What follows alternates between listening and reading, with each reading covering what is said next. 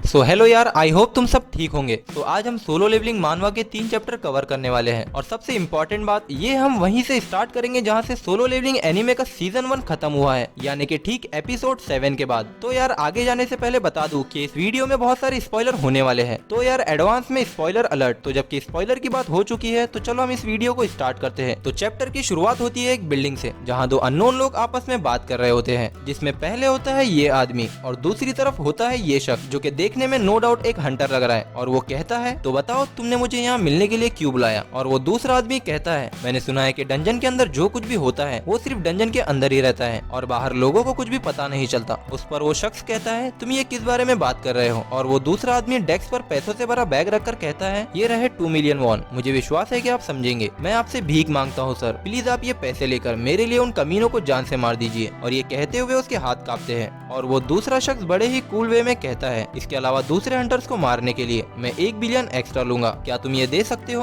और वो आगे कहता है मेरे लिए कुछ कीड़ों को कुचलना आसान काम है, लेकिन डंजन्स के अंदर सिर्फ वो कीड़े ही नहीं बल्कि दूसरे हंटर्स भी होंगे। और वो दूसरा आदमी चौंक कर कहता है मतलब। इस पर वो शख्स कहता है बी रैंक को एक हाई लेवल हंटर माना जाता है, इसलिए बड़े बड़े गिल्ड उनकी तलाश कर सकते हैं। और वो कहता है क्या तुम जानते हो कि इतना खराब पे होने के बावजूद मैंने हंटर्स एसोसिएशन में सर्वेलेंस टीम के लिए काम करने का फैसला क्यों किया। और वो एक क्रीपी स्माइल के साथ कहता है क्योंकि मुझे बीस्ट को मारने से ज्यादा इंसानों को मारना पसंद है। और सीन शिफ्ट होता है केनजित्सु में, यानी कि जहाँ तलवार सिखाई जाती है और वहाँ 2 लोग तलवार की प्रैक्टिस कर रहे होते हैं। लेकिन यहाँ पर कुछ इंटरेस्टिंग है क्योंकि उनमें से एक शख्स और कोई नहीं बल्कि मिस्टर सॉन्ग होते हैं। और अगर तुमने इस बंदे को अभी तक नहीं पहचाना तो ये वही है जो डबल डंजन में जिन्वो के साथ था और जिसका एक हाथ कट जाता है। तो यहाँ वो एक दूसरे हंटर को तलवारबाजी की ट्रेनिंग दे रहे होते हैं और उनके बीच वही कन्वर्सेशन चलती है कि आप बहुत अच्छी तलवार चला लेते हो, अगर आपका दूसरा हाथ कटा नहीं होता तो आप और भी अच्छे से कर पाते एंड सो ऑन। जिस पर मिस्टर सॉन्ग कहते हैं अब बहुत हुआ, उस इंसिडेंट को हुए अब महीनों हो चुके हैं। और उसी वक्त उन्हें एक अर्जेंट कॉल आता है और वो कहते हैं लो रैंकिंग हंटर्स को हर टाइम लास्ट मिनट में इस तरह के कॉल आते हैं। और वो दूसरे हंटर से कहते हैं लगता है आज के लिए इतना काफी है। उसी पर वो दूसरा हंटर जिसका फेस हमें नहीं बताया गया वो कहता है कोच आप सच में तो रिटायर नहीं कर रहे हो ना। और मिस्टर सॉन्ग कहते हैं रिटायर हो सकता है कि मैं ज्यादा टाइम तक जिंदा ना रह पाऊँ, तो जो समय मेरे पास बचा है उससे मैं इस दुनिया को एक बेहतर जगह बनाने में मदद करना चाहता हूँ। और वो उस हंटर से कहते हैं मुझे गलत मत समझना बट मैं थोड़ा चौंक गया हूँ क्योंकि तुम्हारे जैसा एस रैंक हंटर मेरे जैसे लो लेवल हंटर से तलवार क्यों सीखना चाहता है। जिस पर वो हंटर उन्हें कहता है भले ही मैं एक हाई रैंक हंटर हूँ बट मेरी स्किल अभी भी कंप्लीट नहीं है। फिर मिस्टर सॉन्ग एक गली से जा रहे होते हैं और सोचते हैं कि मुझे इस बार एक डी रैंक डंजन में जाना है। मेरी तलवारबाजी मैजिक बीस्ट के खिलाफ बेकार है क्योंकि जब मैं अवेकन हुआ मेरी फिजिकल एबिलिटी बिल्कुल भी नहीं बढ़ी। क्यों मेरे जैसा एक तलवारबाज एक मैजिशियन के रूप में अवेकन हुआ, मैंने सालों तक बस तलवारबाजी की प्रैक्टिस की है लेकिन अब ये डंजन्स में यूजलेस है, इसका जरूर कोई रीजन होगा। तो मिस्टर संग वही सब सोच रहे थे कि उनकी नजर उनके करीब जा रहे लड़के पर जाती है और वो उसे आवाज देते हैं और वो बिल्कुल चौंक जाते हैं क्या ये सच में तुम हो जिन्वो। जिन्वो उन्हें देखता है और मिस्टर सॉन्ग कहते हैं मैं मुश्किल से तुम्हें पहचान पा रहा हूँ, तुम बिल्कुल ही अलग लग रहे हो, तुम कुछ महीनों में बहुत ही बदल गए हो, ऐसा क्या हुआ तुम्हारे साथ। और उसकी नजर जिन्वो के पैर पर पड़ती है। ये क्या, मुझे पूछना तो नहीं चाहिए लेकिन तुम्हारा पैर तो कट गया था ना।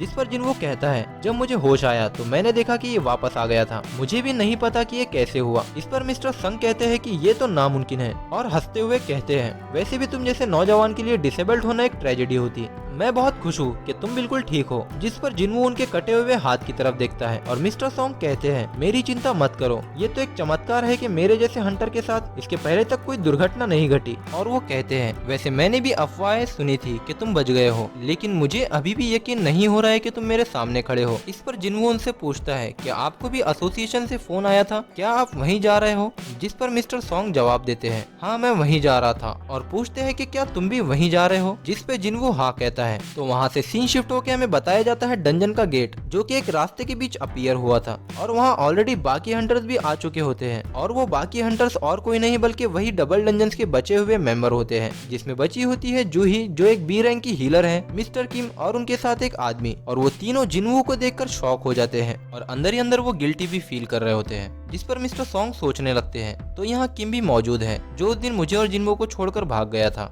इसने तो हम पर उस दिन तलवार भी उठा ली थी और हमें सेक्रीफाइस भी करना चाहा, इसे तो हमें फिर से देखकर शर्म आनी चाहिए। हालांकि देखा जाए तो मैंने भी जिन्वो के साथ वही किया था, मुझे खुद पर शर्म आनी चाहिए और मैंने ये सोचा भी नहीं था कि हम सब वहाँ से जिंदा बच पाएंगे। और ऐसे ही उन सभी के सामने वही डरावना हादसा चल रहा होता है जिससे कि वो अभी तक उभर नहीं पाए हैं। और फिर उन्हीं में से जूही रोते हुए कहती है जिनवू क्या ये सच में तुम हो? तुम इतने बदल गए हो कि मैंने तुम्हें पहचाना ही नहीं। जिस पर जिनवू कहता है मुझे माफ करना, मैं थोड़ा लेट हो गया। जूही कहती है मैंने तुम्हें ढूंढने की कितनी कोशिश की और अब तक तुम कहाँ थे और तुम इतने लंबे कैसे हो गए और तुम्हारा पैर कैसा है? ऑफ कोर्स उसका जख्म अभी तक भरा नहीं होगा। और जैसे ही वो जिनवू के पैर को देखती है, आखिर तुम्हारे साथ क्या हुआ है? तो जैसे ही जिनवू कुछ बोल पाता, कोई पीछे से उन्हें सीटी मारता है और वहाँ एक वैन आके रुकती है और वहाँ हम देखते हैं 3 कैदियों को। उनमें से एक कहता है क्या हम किसी मूवी के सेट पर है या आजकल के हंटर्स एक दूसरे को डेट करते हैं? और उसके जवाब में वैन से एक और बंदा निकल कर कहता है चुप रहो बेवकूफो, ये तुम्हारी कोई पिकनिक नहीं है। और हम देखते हैं कि ये वही हंटर होता है जिसने उस आदमी से पैसे लिए थे। तो वो उन कैदियों को लेकर गेट की तरफ बढ़ता है, जिस पर मिस्टर सॉन्ग कहते हैं ये सब क्या चल रहा है? तो गिल्ड का एक एम्प्लॉय उन्हें आकर कहता है मैं माफी चाहता हूँ मिस्टर सॉन्ग एंड मिस्टर जिनवू, हम थोड़ा लेट हो गए हैं। और क्या आप वही हंटर है जिन्हें ड्यूटी पर बुलाया गया था?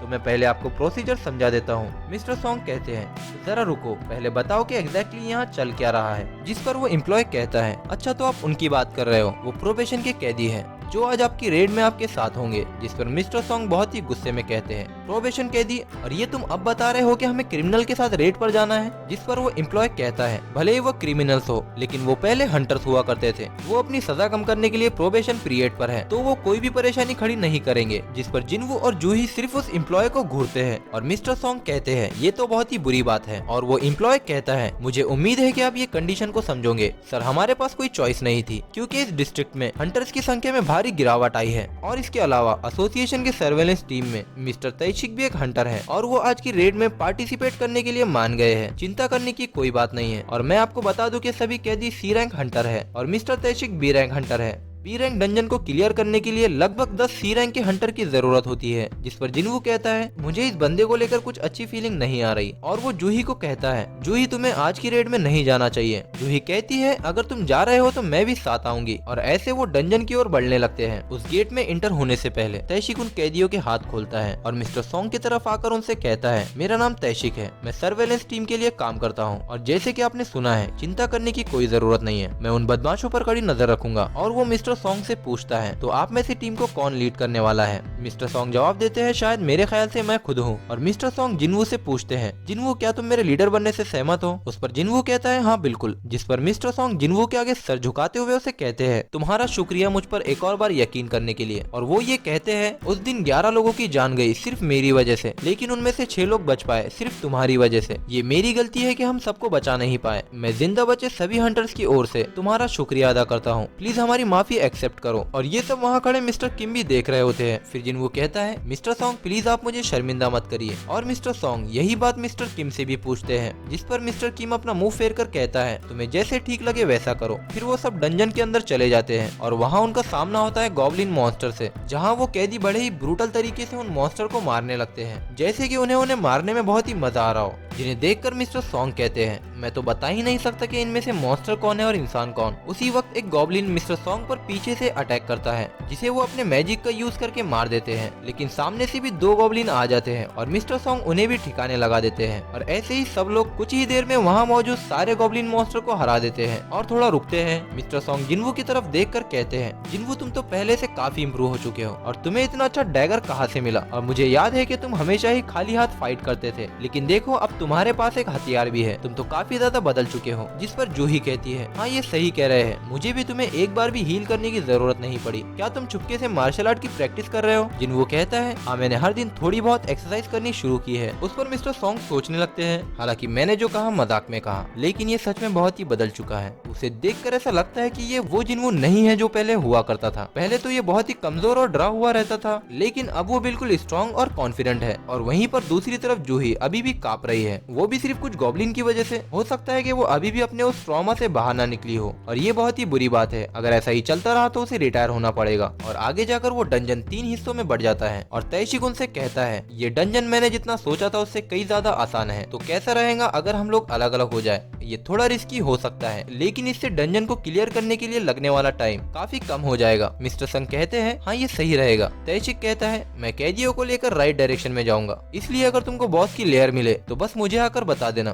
जिनवू उस गुफा से आ रही माना लेवल से पता लगा लेता है कि बॉस कौन से हिस्से में है और वो मिस्टर सॉन्ग को कहता है हमें लेफ्ट जाना चाहिए, जिस पर मिस्टर सॉन्ग हाँ कहते हैं और वो सब अलग अलग ग्रुप बनाकर अपने रास्ते चले जाते हैं। तैशिक का ग्रुप राइट साइड में जाता है, मिस्टर किम और दूसरा आदमी बीच के रास्ते में जाते हैं और मिस्टर सॉन्ग, जूही और जिनवू उस गुफा के लेफ्ट साइड में जाते हैं। लेकिन जाने से पहले तैशिक जिनवू को अजीब तरह से देखता है। फिर जिनवू जाते हुए सोचता है इस डंजन का बॉस इस रास्ते के एंड पर है, मैं चाहे कितने भी गॉब्लिन को मार दूं उनसे मुझे कोई भी एक्सपीरियंस पॉइंट नहीं मिलेंगे। अगर मुझे लेवल अप करना है तो मुझे यहाँ के बॉस को हराना होगा। लेकिन उससे भी इम्पोर्टेंट बात यह है कि मुझे उस सूट पहने हुए आदमी से कुछ अच्छी फीलिंग नहीं आ रही। और यहाँ वही आदमी यानी कि तैशिक सिर्फ खड़ा होकर तीनों कैदियों को लड़ते हुए देख रहा होता है और कहता है क्या तुम लोगों का काम पूरा हुआ? जिस पर एक कैदी कहता है ये तो बहुत ही आसान था, ये बहुत ही कमजोर है, हमारे सामने तो ये गॉब्लिन कुछ भी नहीं। जिस पर तैशिक उन्हें गॉब्लिन के बारे में बताते हुए कहता है गॉब्लिन एवरेज इंसान के मुकाबले में कमजोर होता है, उनके पास छोटे शरीर होते हैं और उनका दिमाग एक बच्ची की तरह होता है, लेकिन उनका बिना सोचे समझे किसी भी जगह से अटैक करना बिल्कुल वैसे ही जैसे इंसानी बच्चे के हाथों में एक वेपन दे दिया जाए तो वो भी एक गॉब्लिन की तरह ही बिहेव करेगा।